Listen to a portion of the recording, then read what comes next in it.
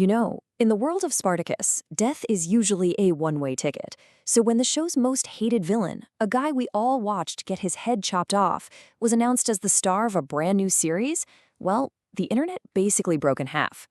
Today, we're going to dig into how in the world Ashur came back from the dead and why his return is kicking up such a storm. Okay, so let's just set the scene here. To really get how wild this is, you have to remember how Ashur, the slimy Syrian traitor, went out. Salon puts it perfectly here. There was zero doubt. We all saw it. Navia hacks his head clean off. It was brutal, it was final, and let's be honest, it was a moment pretty much everyone cheered for. And that really is the million-dollar question, isn't it?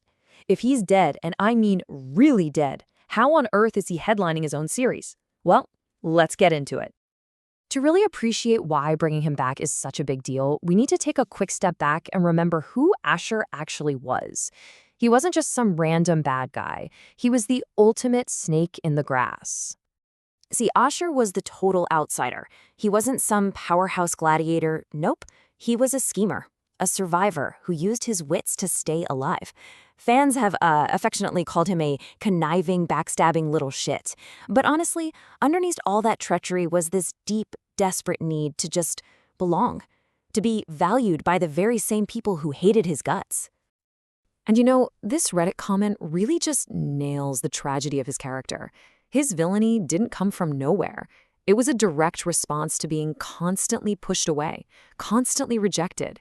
He was an outcast, so of course he sided with the Romans. They were the only ones who saw his cunning not as a weakness, but as a real strength. Okay, so the new series, Spartacus House of Ashur, doesn't try to pull some magical nonsense to explain away his death. Nope. Instead, it does something way, way bolder. It completely rewrites history. So yeah, we're talking about a whole new timeline here, a massive what-if scenario. What if Ashur not only lives, but he's the one who helps take down Spartacus for good? In this version of the story, the villain doesn't just get away with it, he wins the whole damn thing. He gets the keys to the kingdom, the house of Gladiatrices itself.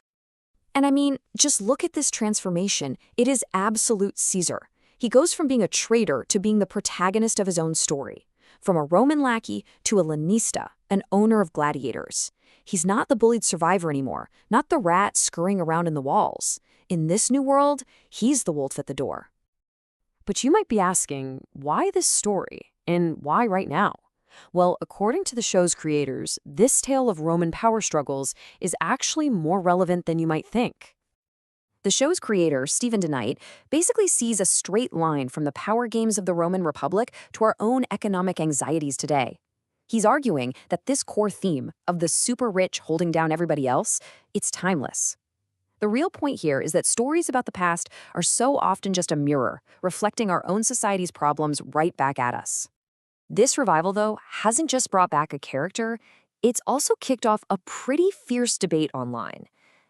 From the second that first trailer dropped, the show found itself smack dab in the middle of a culture war firestorm. And you can see it right here in the numbers. The critics, they loved it, but the audience score tells a totally different story. This massive gap is a textbook case of review bombing, where people organize online to flood a show with negative reviews, usually for reasons that have nothing to do with the show itself. So what's got everyone so riled up? Well, a lot of the anger is focused on a brand new character, Achillia, a black female gladiatrix. You see comments like this one all over the place, calling the decision forced and labeling the whole show as woke garbage. But you know what? DeKnight, the creator, he just isn't having any of it. His response is pretty simple. Spartacus has always been woke, long before that was even a word people used. He points out that the original show was loaded with strong women, interracial couples, and major LGBTQ+ characters right from the very beginning. So this whole thing brings up a really fascinating clash between what some people think history was like and what it was actually like. So let's just step away from the shouting match for a second and look at what the historical record has to say. Okay, so the two big lightning rods for the controversy are, 1, the idea of a female gladiator, and 2, the whole issue of race in the ancient world. And it turns out these aren't just matters of opinion. These are questions with actual historical answers. So, get this. Female gladiators were absolutely real.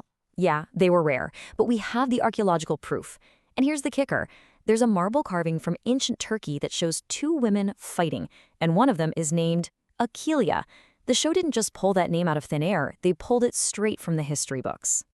And the consensus among historians about race in Rome? Well, that also tells a really surprising story. According to experts like Frank Snowden, the Romans just didn't think about race the way we do. Social status and wealth, that was everything. But skin color wasn't an automatic deal breaker. Their world was incredibly diverse, and they were judging people on a whole different set of rules. So, after all that, what does this story really mean for us today? Because beyond all the swords and sandals, the show is trying to make a really powerful point about how we look at the past. The series is actively trying to tear down that romantic Hollywood fantasy of ancient Rome as some kind of glorious golden age. It's reminding us that, for most people back then, life was, to put it bluntly, brutal, short, and cheap. It's a direct challenge to the idea that the past was some perfect place we should all want to go back to. Ultimately, the story of Rome is a warning. The Republic didn't fall because of some foreign army. It was eaten away from the inside by powerful, greedy people who cared more about their own ambition than the good of their society. DeKnight sees that not just as ancient history, but as a timeless cautionary tale for any democracy, including our own. And all of this leaves us with one final, really important question. The popular image we have of history, it's never the whole picture. It's always an edited version. And this new Spartacus series, whether you end up loving it or hating it, it forces us to ask, when we build up these fantasies about a glorious past, whose stories are we leaving out? Who are the people, the Ashurs, the Achillias, the countless others, whose real, often brutal lives get left on the cutting room floor?